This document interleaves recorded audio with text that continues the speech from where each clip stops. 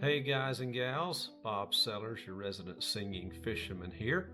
Hey, thanks for tuning in again to Hook, Line, and Singer. Today I'm going to be tying a double fluke rig using a T-knot, which also incorporates the surgeon's loop, the loop knot, and also the Palomar knot. Sounds complicated, but trust me, this is a neat way and a great rig for catching bass in the spring, throughout the summer, and all year long, really.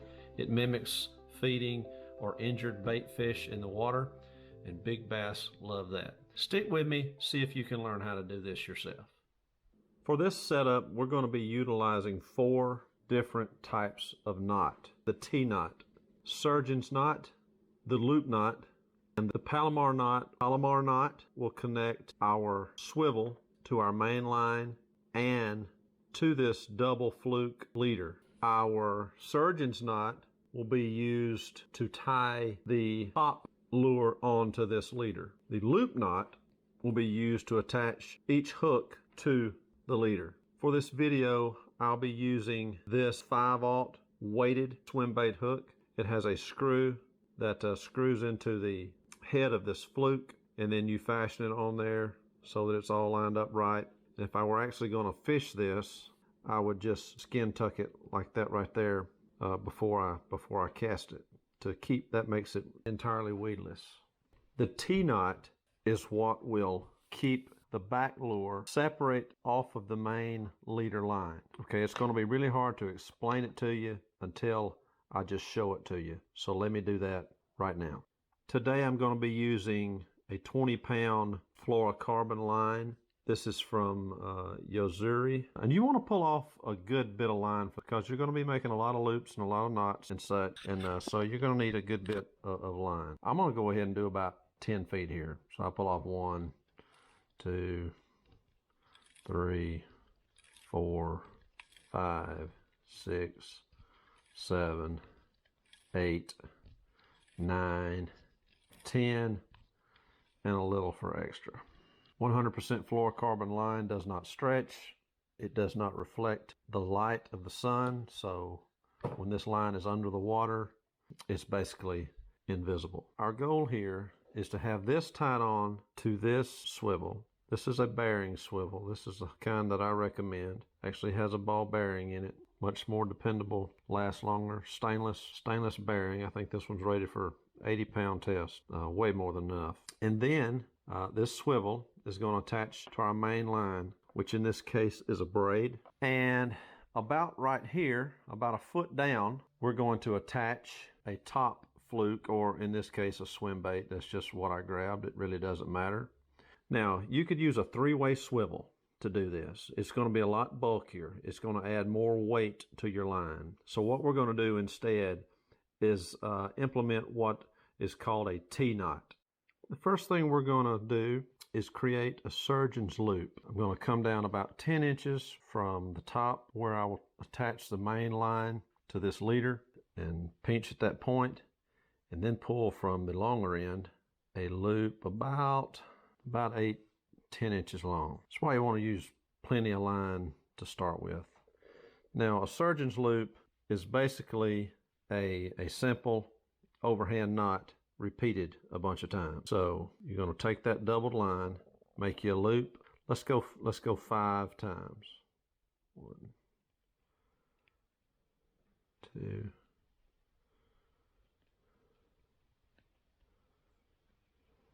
3,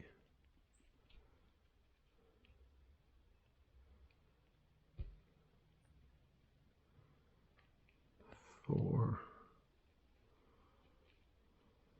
and 5.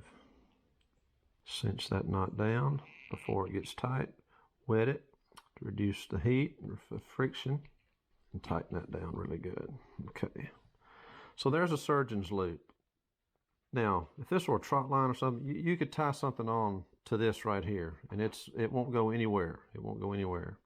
But to make that stand out even more from this line when we cast it, we're going to now implement a T-knot. To do that, you're just going to cross the tag end that's left here with the main line, and start making loops. We did 5 here, so let's do 10 to make it good and uniform. You want to open that up and pinch right there because you want to maintain that loop. That's going to be important. So let's do 1, 2, 3, 4, and 5. So that's 5 on that side. Switch hands, keep your loop pinched. All right, so now 1, 2, 3, 4, 5 on that side. Now, this is the most important step. At this point, you want to take the surgeon's loop that you created in the first step. That is that double line together as tight as you can. Pass it through that knot that you were keeping, that loop that you were keeping, just until that surgeon's knot pops out the other side. And you can make corrections to this as you go. But as you can see now, it's kind of starting to fall into place. You want to take that tag in and the rest of your leader. Just pull that. Make sure that comes through there, but you don't want it to come through too far. All right, go ahead and wet. All right, you see what's coming together here? There's our T. Now holding both ends, just pull that snug. Just like that. Not too hard. Don't want to break your line. And so there is, see why they call it a T-knot? There's your T-knot. Maybe I can find something with a black back. You see that in the video? It forms a perfect T. And what that does, again, this is running to your main line that direction. To your bottom lure that direction. And that is going to hold that out away from the line. Pretty good, pretty good. Now, all we want to do is go down another, say, 18 inches. Here's what I like to do. Take that doubled loop, see where it comes down on the rest of the line, and basically double that. All right, so right here is where I want to tie on my bottom lure. I've got way more than enough line, so I'm going to go ahead and cut off some to make this easier to work with. And we're going to tie on our bottom lure. We're going to do that using a loop knot. And you want to put the weighted hook on the bottom. This is a big old 5/0 hook. That's probably an 1/8 ounce weight on it. It's going to pull this entire leader and so that stays on the bottom, okay? To make a loop knot, first, you make another overhand loop. Boy, if you can figure out an overhand loop, we've been tying those all our life. That's an important knot in fishing. So again, just a simple overhand loop. Do not pull it tight. Not at this point. Not at this point. Just tight enough so that it doesn't undo on you. And then run that tag through the eye of your hook. Come through the front of that overhand loop. And we'll come back through in a moment in the back. Pull that overhand loop down near the hook eye. Let's make 1, 2, 3, 4, 5. This big line, 5 loops should be enough. Come through the back of what is now both of those loops because you made another loop when you did that. But you come back through that overhand knot and then go ahead and wet. Snug that up. I have to use my teeth because my hands are slippery. And I'll pull, tag, and main line until it cinches. And there you have a loop knot. Cut my tag off about as long as the loop. Leave a little extra, 1/4 inch or so. And now, why a loop knot? Why not a cinch knot, an improved cinch knot, a uni knot, Palomar knot, whatever? Loop knot because this right here. that bait can have a lot more action in the water. See, if I had that tightened down with a cinch knot or a uni knot, it would not be doing that while I hold this knot. See, that allows that loop to move around in there, and it's a very good strong knot. It's not going anywhere. So now we want to come back up the line, and now this is really neat. This is what's really neat about this. This T-knot that we created here, you could use it as it is. You could pass that through a hook eye. You could double it and pass it through and just pull the loop through, and it wouldn't go anywhere. That'd be pretty good for like a trot line. But for this presentation, that's not going to be real good. Now here's the beauty of this knot. We can cut it right here. And what you're going to be left with, instead of a double line, is a single line. Again, cut it just like you would the tag on a hook. I'm going to leave a 1/4 inch or so. And now we've got a long upper lure line. Do the same thing for that second lure. We'll take the end of that we just cut, make a simple overhand loop, tie it on using the loop knot. These things are going to glide through the water. 2 flukes do really well. That's a fluke. That's a fluke. It just has a split tail. Some of them even just have a straight tail and still called a fluke. They just kind of dance around and glide through the water, make very erratic motions. What they're mimicking is an injured bait fish. And bass love it. Bass absolutely love it. This top one, this is a soft swim bait, or soft tail grub, some people call it, and it's gonna come through the water. It's gonna pedal through, so it's not gonna have near as much action. Of course, you have to create the action in the fluke. You twitch your line, you alternate your reeling, and that's what creates the action. It just drives those fish crazy. This swim bait kind of creates its own action, and it's effective as well. So we're going to tie it on. We got my simple overhand knot. Now we go right through that hook eye, through the front of the loop, overhand knot. Going to go 5 times again. 1, 2, 3, 4, 5, and back through the back of that knot.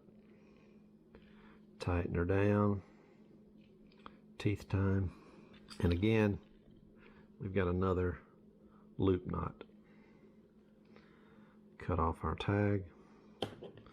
All this line around, don't cut the wrong thing. And that's basically our setup. Hope you can see that. So when you catch this, it goes through the air like that right there. But the weight on this hook, when it hits the water, is going to pull this down. Going to pull this side down. This top one that's weightless, and it's really neat if you use a floating lure on that as well. That's another option, but not necessary. This top one is not weighted, so it's still going to serve the same purpose. And they're going to come through the water just like that. This weighted one is going to be pulled down. This one is going to trail, or kind of lead actually, above it. Now, you say, well, I can't put that on a rod and store it in my locker. Well, you can, but what you can also do, and a swivel is better on something like this anyway, is just attach a swivel to it, then leave this in your boat, leave this in your tackle box, the whole rig or whatever. If it's in your way or on your nerves, just cut it off, and then your swivel is attached, and all you have to do is tie your main line to this swivel, and then that functions as just one giant lure. So now we want to attach this swivel to the line. Here's our 4th knot. We're going to do that using a Palomar knot. Just go through the line and then back through the line. And then guess what we're going to do? We're going to make a simple overhand knot with this stainless ball bearing swivel in the center of it. You always want to keep the loop that you create big enough to pass over whatever you're tying to, because that's what makes a Palomar knot. So in this case, it doesn't need to be very big at all. So you don't want to tighten that. Now here's the important step with Palomar. Pass whatever you're tying back through the loop so that this loop comes back on the back side and the top side of that knot. That's where your strength is. Pull the tag end, and I'll show you why, I think, in just a moment. Yep. You see when you pull that tag end, you can pull on the main line a little bit, but with mono or fluorocarbon, it tends to get a little frayed like. Now I'm gonna wet that, put this tag in my teeth and really give it a good tug, both directions. Okay, that is Palomar knot. And that is, I promise you, one of the strongest knots that you can use. It's a near 100% knot, meaning if you pull that hard enough, your line is going to break somewhere else, not at the knot. And that's what you want. So here's our lure. That tied to the rod, cast it out. That comes along the bottom, and you want to twitch it and so forth. And I tell you what, that double fluke or double swim bait presentation right there is going to double your odds of catching a fish. It's like making 2 casts in 1. That's simple math, isn't it? So try that. Give that a try. Let me know what you think. I hope that you've enjoyed this video. It's a little bit tricky.